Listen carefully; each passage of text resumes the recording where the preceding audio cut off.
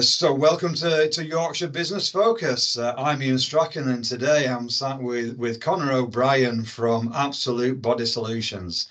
How are you doing, Connor? Yeah, great. Thanks very much for having me on. Not at all, not at all. Let's get straight into it. So go on, tell us a bit about your business. Tell me, how long have you been in business, and what is it that you guys do? Yeah, so we're a personal training business. So our sort of motto is premium personal training, and we have facilities now across the UK. So we've got 5 locations.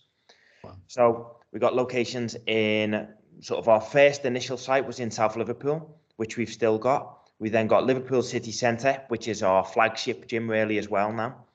Manchester City Centre, Leeds City Centre, and then now London as well in Belgravia on Buckingham Palace Road.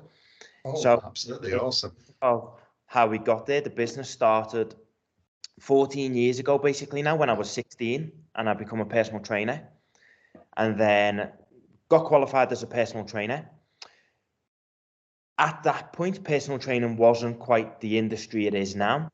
So getting a job was quite difficult, particularly when in order to become a gym member, you had to be 18. So I did get a job at Fitness First, and then head office found out my age and quickly got rid of me because they said, well, if we can't have a member until you're 18, we can't have a personal trainer until they're 18. So I got sacked from there essentially. And off the back of that, set up a small studio in a shed in my mum and dad's garden. Brilliant. Great start. Great place to start. Yeah, definitely. And then grew the business from there, really. It started sort of like, just training people hard, getting good results, building that reputation, and ended up on around 60 PT sessions a week, just me. And then to get to the shed, you had to go through the kitchen. So in the end, drove me mum around the bend, having 60 people walk through the kitchen every week. So that was when we set up the South Liverpool facility. So it's moved on from there, and gone from a shed, and then now the latest one on Buckingham Palace Road, which is the sort of headline we try to go for now. So tell me about training people hard. What's that about? Yeah, so my background initially was from boxing. So that's Okay. into personal training. That's sort of like what I was doing when I was young. And when I was becoming a personal trainer, it then became a decision. Do you want to pursue boxing and potentially turn professional with boxing? Or do you want to pursue work, and in this case, personal training? And thankfully for my talent level, I picked work and not boxing because I wouldn't have been quite good enough. But with that boxing background, if you're going to make it in boxing at a decent level, you have to train hard. So my training and the people you were around training with all had to put sort of a lot of effort into training. So naturally growing up, you train hard and you're around people who train hard. So when you take, like most people, they actually aren't really used to training hard. So then, but I hadn't seen that. I'd only ever seen sort of high level boxers training hard. So I think normal people who haven't necessarily seen that or had that, and then put them through hard, intense training, and then that sort of stuck with us right through our business, where one of our things that we do is try to get people to achieve the best results they can. Part of that is the training likely harder than they will on their own. And it's from the boxing where it really started. So has that carried through your entire life? Have you always done things hard? Is it either full speed or not at all the way through your life, or is it just in sport and boxing? Where does that come from in your life? Yeah, I think it is. I think it's just something I have where essentially you work hard, you train hard. I think there's a correlation between people who train hard and work hard as well. I think that's something we've noticed, that we see some of our clients, typically the most successful and sort of the people who work the hardest in work, generally it crosses over into the gym, and they also train quite hard too. So I think there's generally a link between people who train hard and people who then work hard. So training hard, it's all I've ever really seen. So that was sort of natural with that. And then I think that does then cross over to, if you have people who generally come from a sporting background at a decent level, you can't get to a decent level without hard work in sport. So that then generally transitions into, well, if you do something hard, it transitions into then that work life typically is what we find. So how do you promote that through your business? How do you make that so endemic and core to your business that it drives everything that happens? Yeah, I think sort of it leads from the top. So the culture generally of the business is sort of our trainers train hard. So part of our interview process actually with our trainers is a workout to see how they train. And if they don't train hard, it's very unlikely that they will get a job with us. Because if they can't train hard, how are they going to get a client to train hard? They're not going to be able to do it because they can't do it themselves. Yeah. So you've got to walk the walk. Yeah, so generally the people we hire will typically train hard, and then the culture within the gym is the trainers generally train together. Yeah. So it sort of rubs off, and it's that you're the average of the 5 people you spend the most time with. Well, if everyone's training hard, you generally train hard. If everyone's then trying to make their training for the clients better, it then rubs off. So we create that environment and the culture across the business then that one trains hard, but then also we work on education. So who's doing the most education work becomes a factor. So it's just that culture that we try to create then within the business, which isn't for everybody. Like, I'm not going to say, all right, we're the perfect place for everybody, because not everybody wants that work hard. Like, not everybody wants to strive to be the best. It's not for everybody. But in terms of what we provide for our business, we're striving to be the best personal trainer we can. And it is the same as sort of like taking it to the sporting side. If you want to be that best performing athlete or sports team, then it takes maybe more than the average performance sports team or athlete. And do you feel you bring more than the average business person to business growth as well? Has it carried right the way through into business development for you? Yeah, definitely. I think it's that's why we've been able to expand the business, I think, so much, because we're constantly driving it forward. So it took a little bit more time with COVID, which was a little bit unfortunate. We were sort of on track to grow faster, and it went. So we done it from the shed, I think it was about 3 years, and then we launched in 10 years ago, actually, last month in our South Liverpool location, and then it took us until 2017 to do our Liverpool city centre location. But then end of 2018, we done Manchester, and then we were about to launch 2 more, but then COVID hit, which sort of put them sort of deals in the can, unfortunately. But then that gave us a chance to then we moved our Liverpool city centre location, made that the flagship site for us, continued the growth with that, and now have launched then Leeds and London off the back of that. But it's all been my business, so it's not been no investors, no external investment, anything like that. So right. And the reason we can grow it like that is that sort of commitment to it and that work ethic within it. But then the team we've then got underneath, you can't do it without the team. So team and work ethic though isn't enough to grow a business, is it? Team and work ethic is great for that part of the business, but there needs to be a hell of a lot of business nous behind it to make that work. So where are you learning from? Where are you getting that from?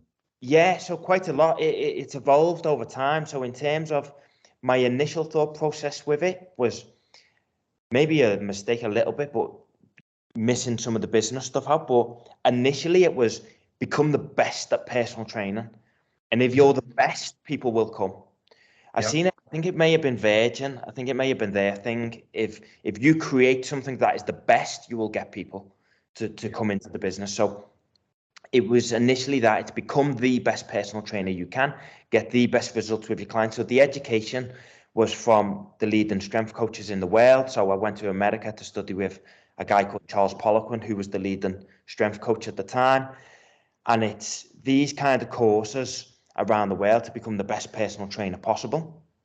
Off the back of those courses, you meet other coaches who you then do consultations with and speak to them. So it was really initially speaking to the leading expert in my field and becoming better at the service. Now that gets you so far, then you need to learn the business side. So the business side then comes more from certain business mentors that I've had. My dad has been quite influential with that. although hopefully he doesn't watch, maybe his businesses haven't been the most successful, which is teaching me what not to do on some of them. But he's very, That's fascinating. Yeah. yeah, he's very good at his job. So some of those are the fastest learning curves, aren't they? When it Yeah. doesn't go according to plan. Yeah, definitely. Yeah. And then also then pulling from different, just finding mentors and finding different people. So looking like for the position we're in, our business trains a lot of business people. So I had a client who was a very successful businessman. What you generally talk about with other people in business is business. So you generally have these conversations. Yeah. And what you typically talk about is business. So he provided a lot, especially from that sort of like South Liverpool to Manchester growth was with him. And then where I live, actually, there's a guy who I met over lockdown, and he had a very successful business, exited the business for a lot of money. Started walking with him over lockdown and doing a walk each day. And again, what happens to the conversation is he quickly goes to business. So it was lessons from like him were very good. So he helped with, we had a like staff retention part at the time. And then it's also not only the lessons from him, but the people he knows. So he's far more successful than me. So it's very helpful in order to help what I need. It's a fascinating story because it seems at all levels you have actively sought to find gurus in whatever it is you want to develop next. Yeah. You go out searching for the mentor, for the master of that particular area, and then spend time and the way you speak, it's not even as if you're asking for advice, you're just kind of letting it absorb into you. Would that be about right? Yeah, it is. Yeah, that's it. Amazing, absolutely brilliant. So what are you looking to learn now? What is it who are you looking out for to now go and absorb some more greatness from? Yeah, I think now we're at 5 locations with this business, and it's how do we scale further? So that's the sort of next step for us, where I've got one mentor at the moment as well. So I've got sort of 2 currently. I've got one who is making sure that everything is in place before we scale to make sure you're not growing too fast, and help pull me back down to earth, because I'm quite energetic with, right, let's do the next one, right, I found a site, it's a great deal, and he's generally, okay, you got 5 locations, what if something goes wrong here, what if something goes wrong here, what happens if something goes wrong here, all at the same time, and you're then doing a new site. So he helps go, right, okay, what's the worst case scenario, what's the worst case scenario, and what do you do to plan that? So he's great for helping me with that, because sometimes you get sort of a bit blindsided by the positives, and you don't maybe think of what could happen. And especially now, there's a lot of people's jobs who rely on me doing well at my job as well and doing the growth of the business correctly. If I get it wrong, it doesn't just affect me, it affects a whole scale of people. So he's very good at that side. And then there's someone else who has scaled the business, and his friends have certainly scaled one of the biggest businesses in the UK. So it's, how did he go from, a shop in Liverpool to 500 shops across the UK, and how you do that. So that's where we're going sort of next, is how do we go from 5 to 10, and then at 10, it's then a question of going from 10 to what you do at 10, really. Do you take investment? You stumble at that moment. I was just waiting for that. The example you took was you took a shop from 1 to 500, and it's like, oh, we've got to 10, and then, yes, Connor, what happens then? Yeah, I still don't know at that one, but I think at that point, because that point in the business, I think at 10, if we continue to grow it, the model I do now, where we just invest ourselves into the business, where I don't take much out, we invest everything back into it, you'll continue to get growth, but it'll be much slower. At 10, you maybe be able to take on funds and then grow it fast. So it gives you different options then at that point, I think. I get that. Do you have any concerns if you were to grow at that exponential rate in terms of delivering the quality? Because the quality has been key all the way through for you, hasn't it? It's been absolutely core in what you want to deliver. Yeah, definitely. And I think it's what we've created, though, is systems across the business. So every job is systemized. Yeah. So if you train with our trainer in Liverpool and you train with our trainer in London, the quality will be very, very similar because of the systems that are followed across the business.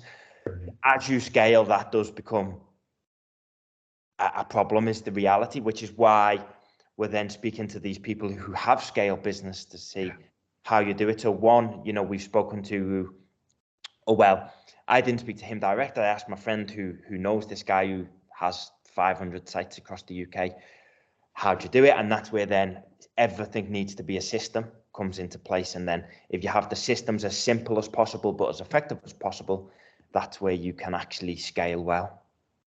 It sounds like you've got a vision in your mind of how your business is going to look when it moves on to its next iteration. Yeah, definitely. Brilliant. Absolutely love that.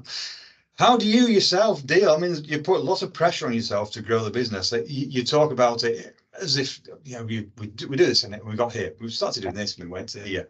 But I'm guessing there were some challenges along the way. There'll be moments for every business owner. There's moments when, what's that great phrase about everybody's got a plan until they get a punch in the face? So I'm guessing you're more familiar with that than most of the rest of us are. Well, what do you do in that situation? Yeah, well, when I was younger and my parents asked me what do I like about boxing, it was said getting hit as my favourite bit. And I think that was the same in business, to be fair. Not everything is obviously great along the way. You have your setbacks, you have your moments that are hard. Yeah. And into one of our team the other day, who's our senior manager, and saying, look, I have days in the business where you go, what are we doing here?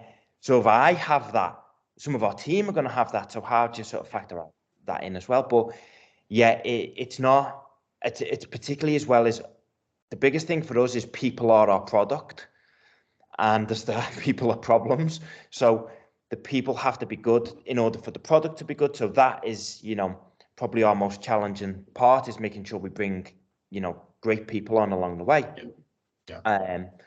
But yeah, it does have its difficult moments, as every business does. But I think it's just keep swimming is one of the ones we have, and it's just keep going. And in terms of like enjoying it, it just naturally comes with it, I think. Enjoying it just naturally comes with it. Yeah, I think it's just I don't know, I just like enjoy it, to be fair. I wake up, work until you go to bed, and it just is what I do, and I don't think I'll be able to not do that in a way. All right, cool. I love that. And so kind of in the last 6 months, what 3 things have gone really well for you in your business? What little successes have you had along the way that you kind of count? Because as we get the knockbacks, we also have to count the steps forward as well. Yeah, definitely.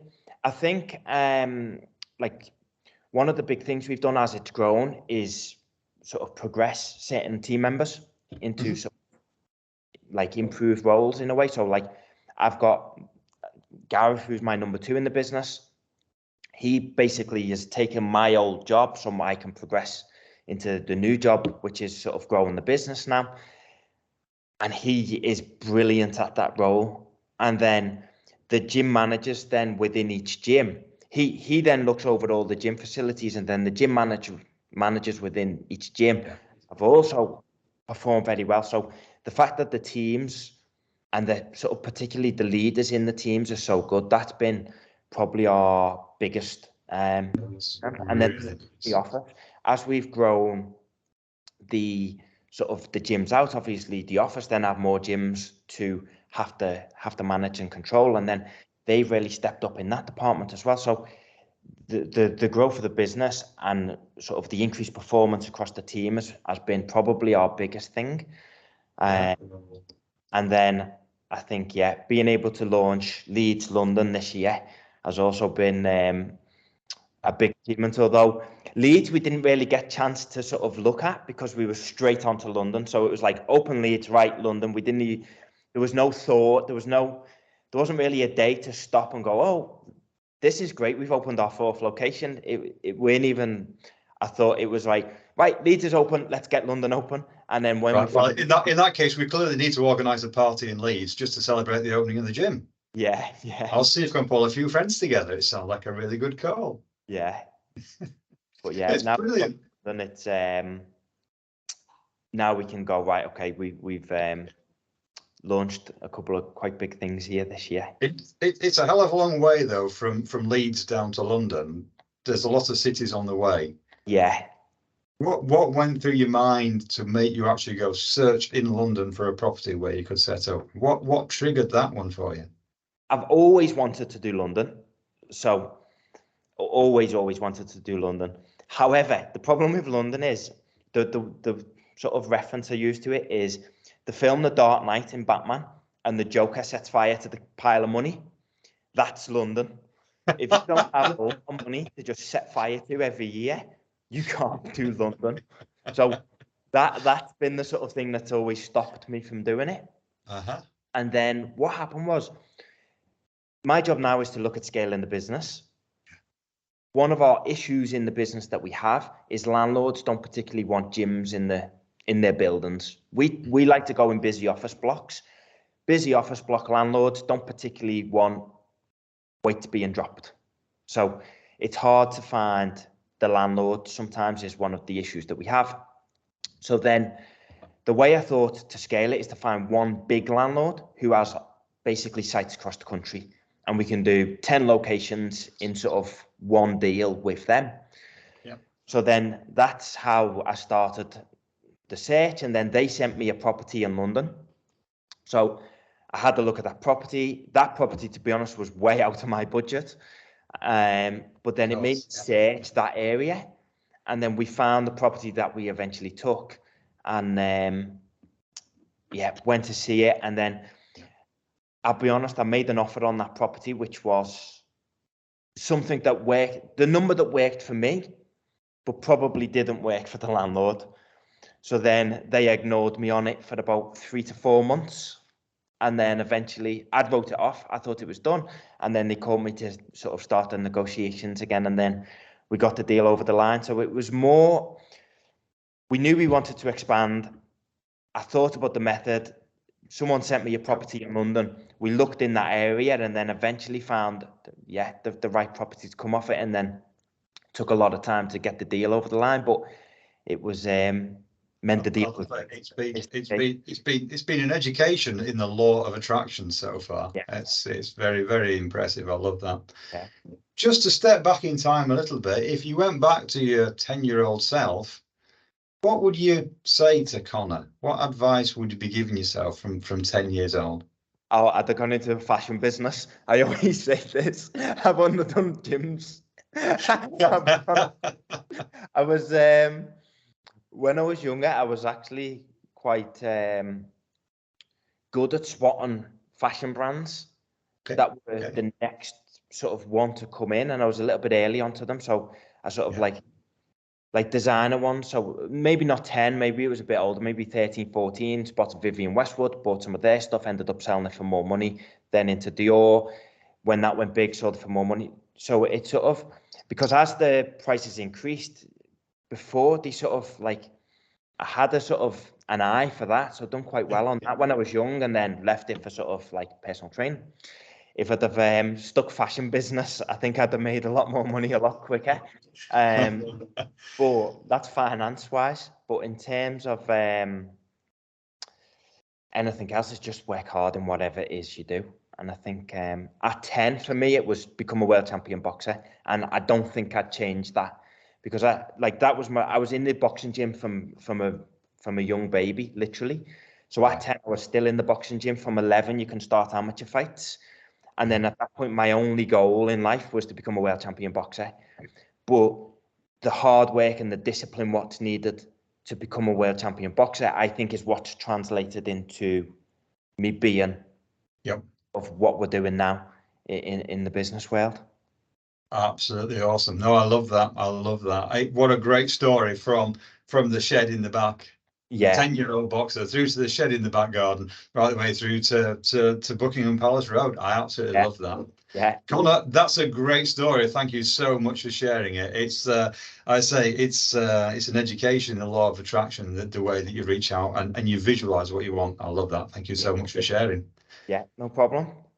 Connor, thank you so much for coming on Yorkshire Business Focus. It's been absolutely brilliant. Thank you so much for your time, and I look forward to sharing this with everybody else. And I'll see you all back on Yorkshire Business Focus. Thank you, Connor. Thanks for having me.